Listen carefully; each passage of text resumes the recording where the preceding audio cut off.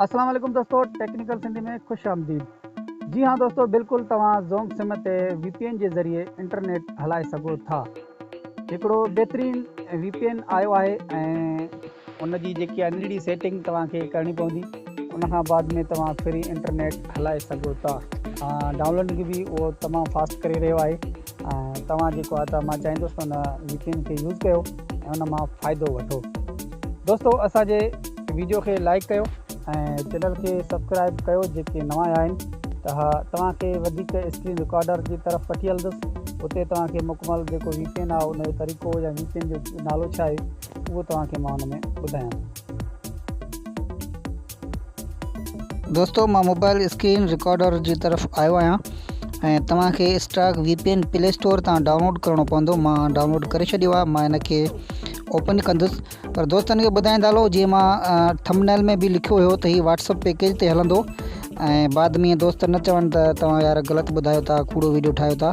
हीउ WhatsApp package ते ही हलंदो। हीअ ते ॾिसो नॉन और डायरेक्ट लिखियलु आहे। इनखे तव्हां कस्टम ते कंदव। कस्टम खां पोइ जेको आहे टे लाइनियूं आहिनि, इन टिनि लाइननि खे तव्हां हणंदव। क्लिक करण खां पोइ जेको आहे त हेठि आहे कस्टम वारो हे ऑप्शन कस्टम सेटिंग। तव्हां इनखे क्लिक कंदव। नंढड़ी सेटिंग आहे, वॾी कान आहे। इंशाल्लाह तव्हां आसानी सां करे वेंदव। बाद में हेठि लिखियलु आहे पेलोड जनरेटर। पेलोड जनरेटर खे हणी करे मथे लिखियलु आहे www.snapchat.com। इहो तव्हां ड्राहे करे हिते तव्हां लिखंदव www.whatsapp.com। ठीकु आहे, इहो तव्हांखे हिते लिखिणो आहे। बाद में हेठि ईंदव, हे ऑप्शन आहे HTTP बग। इनखे तव्हां हेठि हिन ऑप्शन खे हणंदव त हिते तव्हांखे लिख करिणो आहे हेठि पोस्ट वारो ऑप्शन आहे, इहो तव्हांखे रखिणो आहे पोस्ट ते। इन खां बाद में हेठि आहे ऑप्शन, इहे सभु आहिनि। हिते तव्हांखे कीप अ लाइव टिक थियल हुजे, शायदि ॿियो को हुजे ऑप्शन तव्हांखे, पर इहो करिणो आहे। इन खां बाद में जनरेट कंदव। जनरेटर खां बाद में हे अप्लाई वारो ऑप्शन आहे, अप्लाई इनखे तव्हां कंदव। वरी हेठि ऑप्शन आहे, हे ॾिसो 80 लिखियलु आहे। तव्हां ख़ाली 80 रखंदव, 180 जेको आहे ड्राई करे सिर्फ़ु 80 करे सेव कंदव। बसि तव्हांजी सेटिंग थी वई। हाणे तव्हांखे क्लिक करिणो आहे। हीअ पहिरें ई चकर क्लिक करण सां इंशाल्लाह तव्हांजो कनेक्ट थी वेंदो। अगरि न थिए, जीअं मिसाल हाणे मां पहिरें चकर सां कनेक्ट कयो आहे, न थियो आहे, त तव्हांखे इहो करिणो आहे त हिनखे थोरो रिफ्रेश करे, माना हिकु दफ़ो वापसि वञी करे ख़तमु करे फ्लाइट मूड करे मां कयां थो, तव्हां ॾिसिजो।